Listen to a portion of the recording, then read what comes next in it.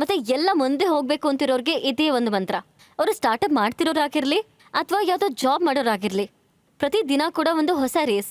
ಮತ್ತೆ ಈ ರೇಸಲ್ಲಿ ತಲೆ ತುಂಬಾ ಕೆಟ್ಟು ಹೋಗುತ್ತೆ ಮತ್ತೆ ಕೆಲಸ ಕೂಡ ಸರಿಯಾಗಿ ಮಾಡೋಕ್ಕಾಗಲ್ಲ.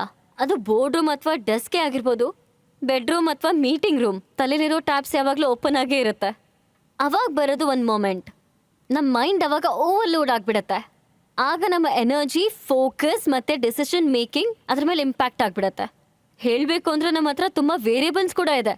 ಅದು ನಮ್ಮ ಸ್ಟ್ರೆಸ್, ಸ್ಲೀಪ್ ಮತ್ತೆ ಸ್ಟೆಪ್ಸ್ನ ಟ್ರ್ಯಾಕ್ ಮಾಡುತ್ತೆ. ಸಾಧಿಸಲೇಬೇಕು ಅಂತಿರೋರಿಗೆ ಅಷ್ಟೊಂದು ಟೈಮ್ ಇರಲ್ಲ. ಎಲ್ಲ ಡೇಟಾ ಪಾಯಿಂಟ್ಸ್ನ ಅರ್ಥ ಮಾಡ್ಕೊಂಡು ಮುಂದೆ ಹೋಗುವಂಥದ್ದು. ಟೈಟನ್ಸ್ ಸಾಧನೆ ಮಾಡೋರಿಗೆ ಲಕ್ಸುರಿ ಇರಲ್ಲ, ಅದು ಸ್ಲೋ ರಿಕವರಿಗೆ. ನಾವು ಫೌಂಡರ್ಸ್ ಟೀಮಿಗೆ ಹೇಳೋ ಹಾಗೇನೆ ಪ್ರಾಬ್ಲಮ್ ತಗೊಂಬರ್ಬೇಡಿ, ಸೊಲ್ಯೂಷನ್ ತಗೊಂಡ್ ಬನ್ನಿ ಅಂತ. ಸೊ ಈ ಸೈಕಡೆಲಿಕ್ ಅದೇ ಟೀಮ್ಮೇಟ್ ನಿಮ್ಗೆಲ್ಲಾನು. Psychedelic are headphones are beyond music. ಇದು ಮ್ಯೂಸಿಕ್ ಮಾತ್ರ ಪ್ಲೇ ಮಾಡಲ್ಲ. ನೀವು ಸ್ಟ್ರೆಸ್ಡ್ ಆಗಿದ್ರೆ ಅಥವಾ ಸ್ಲೀಪಿ ಆಗಿದ್ರೆ, ಫೋಕಸ್ಡ್ ಆಗಿದ್ರೆ ಇದು ಟ್ರ್ಯಾಕ್ ಮಾಡುತ್ತೆ. Looks very impressive. ಬಟ್ ಇದು 20 ನಿಮಿಷ ಬೂಸ್ಟ್ ಮೋಡಿಂದ ನಿಮಗೆ ಸಿಗುತ್ತೆ ಝೋನ್ ಶಿಫ್ಟ್. ನಿಮಗೆ ಅಕಸ್ಮಾತ್ ಇನ್ವೆಸ್ಟರ್ ಮೀಟಿಂಗ್ ಇಂದ ಕ್ಲಾರಿಟಿ ಬೇಕು ಅಂದ್ರೆ ಫೋಕಸ್ ಮೋಡ್ ಆನ್ ಆಗುತ್ತೆ. ಅಥವಾ ತುಂಬಾ ಹೆಕ್ಟಿಕ್ ಮತ್ತೆ ಸುಸ್ತಾಗಿದೆ ಅಂತ ಆದ್ರೆ ರಿಲ್ಯಾಕ್ಸೇಷನ್ ಬೇಕು ಅಂದ್ರೆ ಅನ್ವೈಂಡ್ ಮೋಡ್ ಆನ್ ಆಗುತ್ತೆ. ಆಮೇಲೆ ಕೋಡ್ ನ ಡಿಪ್ಲಾಯ್ ಮಾಡಿದ್ಮೇಲೆ ನಿಮ್ ಬ್ರೈನ್ ನ ರೀಸೆಟ್ ಮಾಡಬೇಕು ಅಂದ್ರೆ ಸ್ಲೀಪ್ ಮೋಡ್ ಆನ್ ಆಗುತ್ತೆ. ನಾವಿವಾಗ ಈ ಪ್ರಾಡಕ್ಟ್ ನ 5,000ಕ್ಕಿಂತ ಜಾಸ್ತಿ ಜನದ ಮೇಲೆ ಪ್ರಯೋಗ ಮಾಡಿದೀವಿ. ಸೊ ಇದರಿಂದ ನಾವು ಅಬ್ಸರ್ವ್ ಮಾಡಿದ್ದೇನು ಅಂದ್ರೆ 92% ಎಫಿಕಸಿ ಇದೆ ರಿಲ್ಯಾಕ್ಸೇಷನ್ ಅಲ್ಲಿ, ಮತ್ತೆ 87% ಎಫಿಕಸಿ ಇರುತ್ತೆ ಫೋಕಸ್ ಮತ್ತೆ ಪ್ರೊಡಕ್ಟಿವಿಟಿಯಲ್ಲಿ. ಇಲ್ಲಿವರೆಗೂ ಹಸ್ಲರ್ ನನಗೆ ಏನ್ ಹೇಳಿದ್ರು ಅಂದ್ರೆ, ಪೂರ್ತಿ ದಿನ ಸರ್ಜರೀಸ್ ಮಾಡಿದ್ಮೇಲೂ ಕೂಡ ಅವ್ರಿಗೆ ಮಲ್ಗೋದಕ್ಕೆ ತುಂಬಾನೇ ಕಷ್ಟ ಆಗ್ತಿತ್ತು ಅಂತ. ಅವ್ರು ಪೂರ್ತಿ ದಿನ ಹಾಸ್ಪಿಟಲ್ ನೋಡಿದ್ರಲ್ಲ ಅದರಿಂದ. ಮತ್ತೆ ಈ ಪ್ರಾಡಕ್ಟ್ 15ರಿಂದ 20 ನಿಮಿಷದಲ್ಲಿ ಅವ್ರಿಗೆ ಸ್ಲೀಪ್ ಮೋಡ್ ಆನ್ ಮಾಡುತ್ತೆ. ಸೊ ಅದರಿಂದ ಅವರು ಹಾಸ್ಪಿಟಲ್ ಇನ್ನೂ ಫೋಕಸ್ಡ್ ಮತ್ತೆ ಕಾಮ್ ಆಗಿರ್ಬೋದು. ಸೈಕಡೆಲಿಕ್ ಒಂದು ಎಂತ ಬ್ಯಾಕಪ್ ಸಿಸ್ಟಮ್ ಅಂದ್ರೆ, ಮತ್ತೆ ಎಷ್ಟು ಸಹಾಯ ಮಾಡುತ್ತೆ ಅಂದ್ರೆ, ಒಂದು best foot forward every day. So ನಿಮ್ಮಿಂದ ನಾನು ಎಕ್ಸ್ಪೆಕ್ಟ್ ಮಾಡೋದು 10 crores-ಗೆ 7.5 states in none company. Thank you.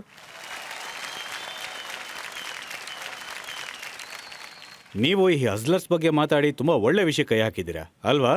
ಅಂದ್ರೆ ಇಲ್ಲಿರೋ ಎಲ್ಲರೂ ಸ್ಟೂಡೆಂಟ್ಸ್ ಆಗಿರ್ಲಿ, ಪ್ರೊಫೆಷನಲ್ಸ್ ಆಗಿರ್ಲಿ, ನಿಮ್ಮ ಈ ಹಸ್ಲರ್ ಅನ್ನೋ ವರ್ಡ್ಗೆ ರಿಲೇಟ್ ಆಗ್ತಾರೆ. ನೀವು ನಿಮ್ ಬಗ್ಗೆ ಸ್ವಲ್ಪ ಹೇಳಿ. ನೀವು ಏನ್ ಓದಿದ್ದೀರಾ? ಇದೆಲ್ಲ ಶುರು ಹೇಗಾಯ್ತು? ನಾನು ಇಂಜಿನಿಯರಿಂಗ್ ಡಿಗ್ರಿ ಮಾಡಿದ್ದೀನಿ. ಅದು ಬ್ಯಾಚುಲರ್ಸ್ ಆಗಿದೆ ಎಲೆಕ್ಟ್ರಾನಿಕ್ಸ್ ಮತ್ತೆ ಕಮ್ಯುನಿಕೇಶನ್ ಅಲ್ಲಿ ಡೆಲ್ಲಿಯಿಂದ. ಅದಾದ್ಮೇಲೆ ನಾನು ಸಿಂಗಾಪುರ್ ಮತ್ತೆ ಮಡ್ರಾಸ್ ಅಲ್ಲಿ ಮಾಸ್ಟರ್ಸ್ ಮಾಡಿದೆ ಸರ್ಕ್ಯೂಟ್ ಡಿಸೈನಿಂಗ್ ಅಲ್ಲಿ. ಅದೆಲ್ಲ ಆದ್ಮೇಲೆ ನಾನು 7 ವರ್ಷ ಜರ್ಮನಿಲಿ ಫಿಸಿಕಲ್ ಡಿಸೈನಿಂಗ್ ಇಂಜಿನಿಯರ್ ಆಗಿದೆ. ಮತ್ತೆ ಆಟೋಮ್ಯಾಟಿಕ್ ಕಾರ್ಸ್ಗೆ ಚಿಪ್ಸ್ ಮಾಡ್ತಿದ್ದೆ.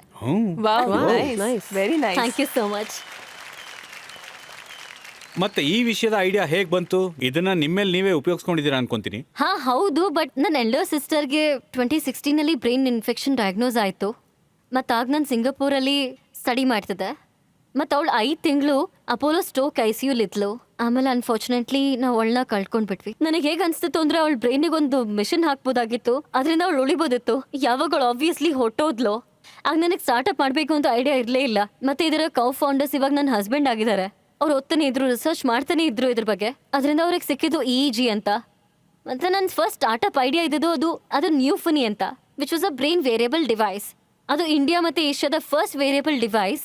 ಮತ್ತು ನಿಮ್ಮ ಸ್ಟ್ರೆಸ್ ಅದು ಇದು ಎಲ್ಲ ತಗೊಂಡು ಅದು ಯೂರೋ ಫೀಡ್ಬ್ಯಾಕ್ ಕೊಡುತ್ತೆ. ನಾನು ಅದ್ರ ಮೇಲೆ ಕೆಲಸ ಮಾಡಿದ್ದೆ. ಮತ್ತೆ ನಾನು ಅದನ್ನ 2.5 CRAR-ಗೆ ತಗೊಂಡು ಹೋಗಿದ್ದೆ. ಆಮೇಲೆ ನಮಗೆ ರಿಯಲೈಸ್ ಆಗೋದಕ್ಕೆ ಶುರು ಆಯ್ತು, ನಾವು ಅನ್ಕೊಂಡಿದ್ದ ಥರ ವಿಷನ್ ಅಲ್ಲಿ ಬರ್ತಿಲ್ಲ ಅಂತ ಗೊತ್ತಾಯ್ತು. ಸೊ ನಾವು ಅಲ್ಲಿಂದ ಲರ್ನ್ ಮಾಡಿ ಇಲ್ಲಿಗೆ ಬಂದು ಈ ಪ್ರಾಡಕ್ಟ್ ಮೇಲೆ ಹಾಕಿದ್ವಿ.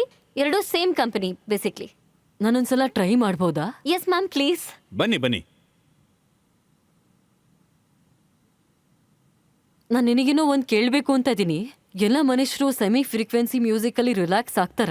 ಎಸ್ ಮ್ಯಾಮ್, ಜನರಲಿ ಏನಾಗುತ್ತೆ ಅಂದ್ರೆ, ನಮ್ ಬ್ರೈನ್ ಇರುತ್ತಲ್ಲ, ಅದು ಸೈನ್ಸ್ ಅಲ್ಲಿ ಏನ್ ಹೇಳ್ತಾರೆ ಅಂದ್ರೆ alpha theta beta gamma brain ಆಗಿರುತ್ತೆ. ಅದು ವೇವ್ಸ್ ಇರುತ್ತೆ. ಮತ್ತೆ ಅದ್ರಲ್ಲಿ ಏನಾಗುತ್ತೆ ಅಂದ್ರೆ ಡೆಲ್ಟಾ ಬ್ರೈನ್ಸ್ ಇರುತ್ತೆ. ಅದು 1 ಇಂದ 4 Hz ವರೆಗೂ ಇರುತ್ತೆ. ಎಲ್ಲರಿಗೂ ಅದೇ ಆಗಿರುತ್ತೆ. ನ್ಯೂರಲಾಜಿಕಲ್ ಪ್ಯಾಟರ್ನ್ ಇರುತ್ತೆ, ಅದು ಆಮೇಲೆ ಚೇಂಜ್ ಆಗೋಗುತ್ತೆ. So for a normal functioning brain ಈ ಫ್ರೀಕ್ವೆನ್ಸಿ ಸೆಟ್ ಆಗಿರುತ್ತೆ. ಮತ್ತೆ ಎಲ್ಲರಿಗೂ ಸೇಮ್ ಇರುತ್ತೆ. ಅದೇ ತರ ಈ ಬ್ರೈನ್ ವೇವ್ಸ್ ಕೂಡ. ಓಕೆ.